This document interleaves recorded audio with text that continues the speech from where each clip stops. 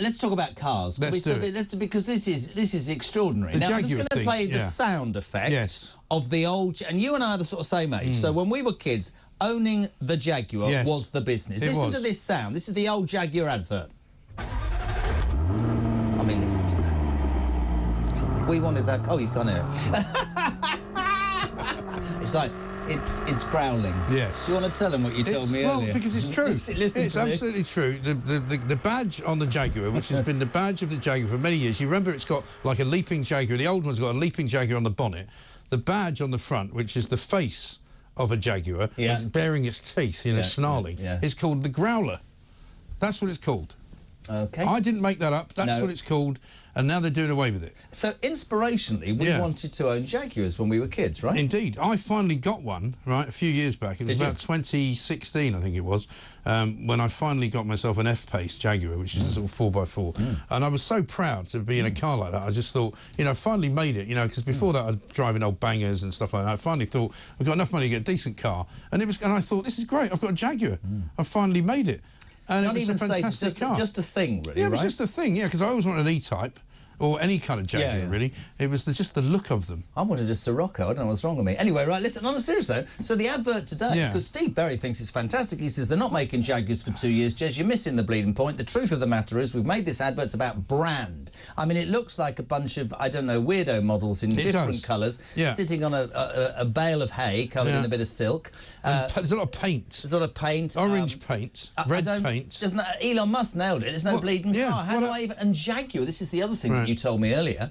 The R's not an R, it's a J upside down. Yeah, so it's the same J as R. It all looks a bit weird. It all looks ridiculous. It's almost like they've decided... it's not aimed at us. They've decided to destroy their own brand. Well, they can aim it at whoever they like, but the people who've got the money think that's ridiculous. Sorry.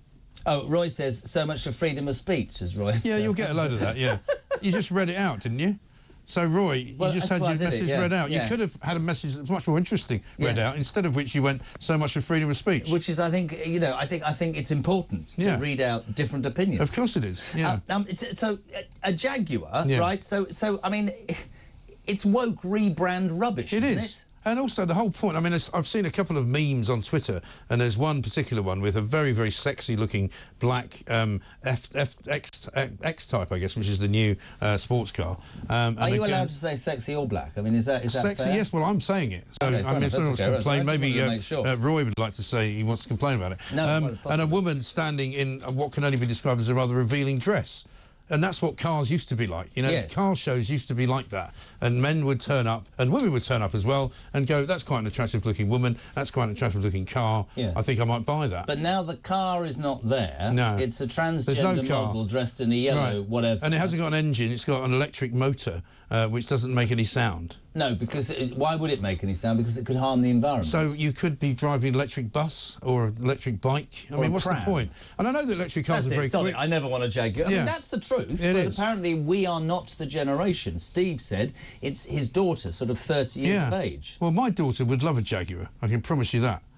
If I bought her one tomorrow, she would say, thank you very much indeed, and she'd roar off at 70 miles an hour in it. Yeah, she wouldn't like an electric car. She's very cool. So we think we're going mad. That's the one thing. And then we are definitely going mad, because yesterday those fabulous, fabulous farmers, very peaceful protest, led by Jeremy Clarkson, as you know, out and about. Who was great, by the way. Fantastic with the BBC. Listen, but you'll notice one thing, peeps, yesterday. A lot of the farming community had the wax jacket barber on, which is designed to keep rain off. Yes. Right? The barber coat, with its famed olive green wax-coated design, is allegedly finding a new group of fans. This is on the Mail Online today, the far right. That's according to the Woke Brigade, who say the traditional coat is fast becoming a new overt symbol for the right, after thousands of farmers protested against Starmer's tax grab in London. Many of those at the rally appear to be supporting a barber, which can retail from anything from £300 to £1,200. And apparently if you wear one, you're far right. So that's us stuffed. I had one on to come to work today. Yeah, I mean, everybody wears them in the countryside because they're quite practical. And in fact, James Price, who appears on your show from time to time, a man who likes a bit of country activity, he's apparently got a barber which has a special sort of loop in it for putting grouse. So that, when you're shooting, you basically have to put the grouse somewhere rather than just carry it around in your hand. It's got a special loop. It has. The barber, so you can put the grouse's neck inside of it and walk around with it. I don't understand. So where if you were a barber, you're far right. A Jaguar, we're not advertising a car. And apparently we shouldn't send any money to Putin. Can we talk about the other big news? Actually, in the last couple of hours. So there was that news that Storm Shadow missiles have been allowed by the UK. They've been allowed by the US, actually. Joe Biden had to give permission for our missiles to be fired. That's how powerful Starmer is. Any chance?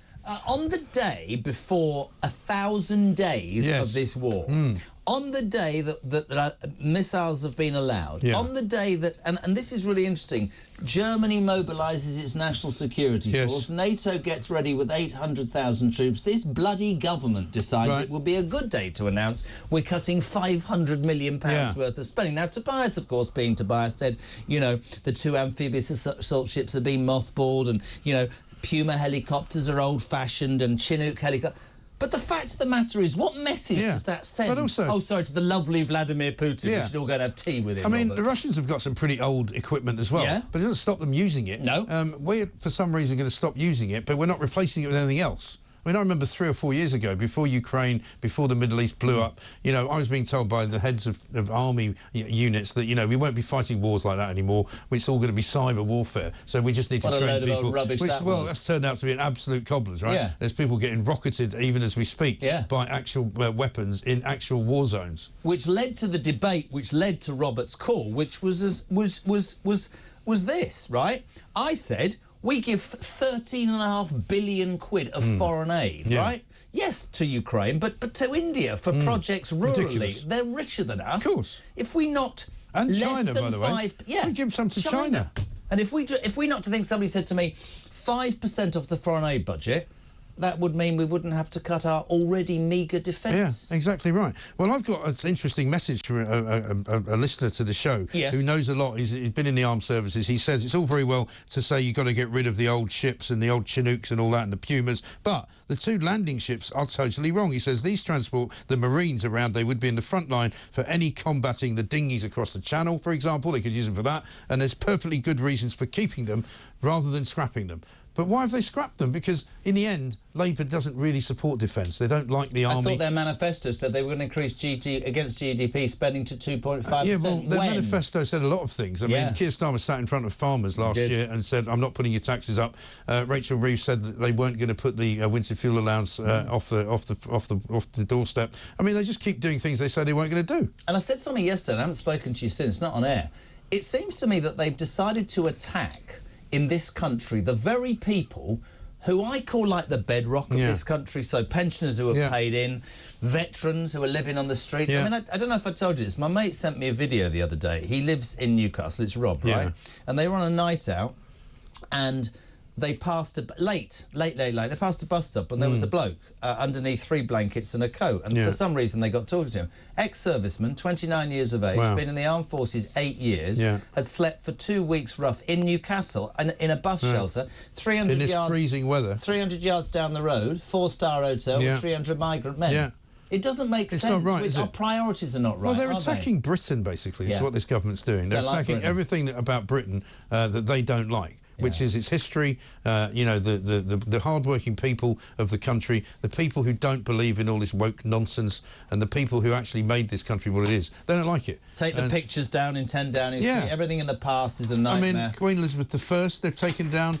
Sir Walter Raleigh, they've taken down. Winston Churchill's come down. What are they doing? How can you be in Brazil talking about... This is my opinion. I don't know what you guys think. Let me know. 0344 499 1000. How can you be in Brazil talking about we've got to do the right thing by the world's climate and this, that and the other, when 100,000 pensioners we discovered today are going to end up in poverty this Christmas? How does that work? I said it this morning. There's going to be pensioners yesterday and this morning waking up, and tomorrow morning in this freezing weather. It's going down to -2. They're waking up in the morning. I'm on the air at 6:30. I'm on the air at 6 actually, but they're waking up at 6:30 and going, I don't know if I can put the heating on today. I don't know if I can afford it. They're going to die. People are going to actually die. So I get, which will surprise people, I get the increasing argument about money to Ukraine. I do. I understand war fatigue, but to me, I think we need to continue that. But then there'll become an argument about when and where. But not forever. No, not forever. And somebody I don't know who it was. Ryan will probably be able to tell me. A military guy we had on some months ago said that 2.5% GDP, even 3% the Badenoch says she's going to go to is nothing. During the World War II, because we weren't organised, you know how much of GDP we were spending? No idea. 62.5% we had to spend. So do you spend it now? But a lot of people will say, and I accept this, because of what's going on here, do we take it away? I'd be taking it away from China and India in foreign aid budget. That's what I'd be doing. You said it earlier, $3 billion a year on migrants. I mean, it's right there. That's where it all is. All of the problems in this country, regardless of which person you might want to talk to from the BBC, they don't want to admit it. Every single problem in this country that we've got is because of illegal migration. That's it. That's the deal. Why do the BBC not want to talk about that? Same reason they don't want to talk about Rachel Reeves cheating on her CV.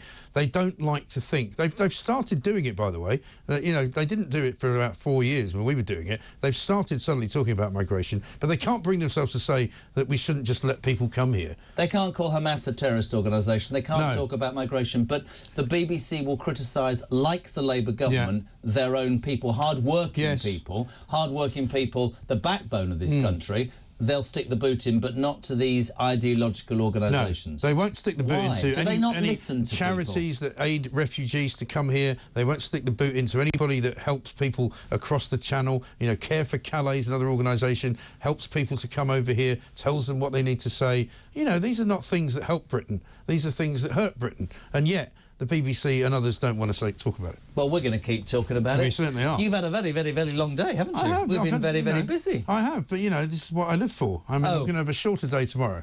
Very quickly, Mike, Jez, I own 3 barbers. Should I hand myself into the police because I'm obviously a fascist? Definitely. Definitely. Disgraceful. Disgraceful. I think, oh, yes, and he says, oh, my friend's got 2. We're going to go, says Phil in Cheshire. We're both off to the police. You know what you could do is go and see if you can donate them to Oxfam, see if they'll pick them. I bet they won't take them. Well, I was wondering, you know, Starmer bought in that crazy thing where if you could zombie knife to the police station, you get a tenner. Right. Do you think they'll give money for barbers? It's a very good possibility. You know, because fascists admitting that their coats are... Yeah. Do you know, the barbers are in 2 different categories, though. There's the oil sort of barbers, aren't there? But then there's the sort of the wax ones, and then there's the sort of quilted ones. I've got a quilted one and a wax one. See, you cover all the bases. I'm a double fascist. You cover all the bases. My puffy one is if it's not raining. The wax one is if one has to go and feed the horses at the bottom of the garden. Indeed. It's raining. Have you got some green wellies as well? Hunter wellies. Are they hunters? Yeah. See, with the slit down the side. I don't give a... I bought my daughter some hunters, and they didn't last very long. They weren't great. She was happy to have them, but we had to throw them away in the end. Well, that's the way it is. I've also got the barber that's got no sleeves. That goes underneath the barber. Really? I've got the full You could do the whole thing.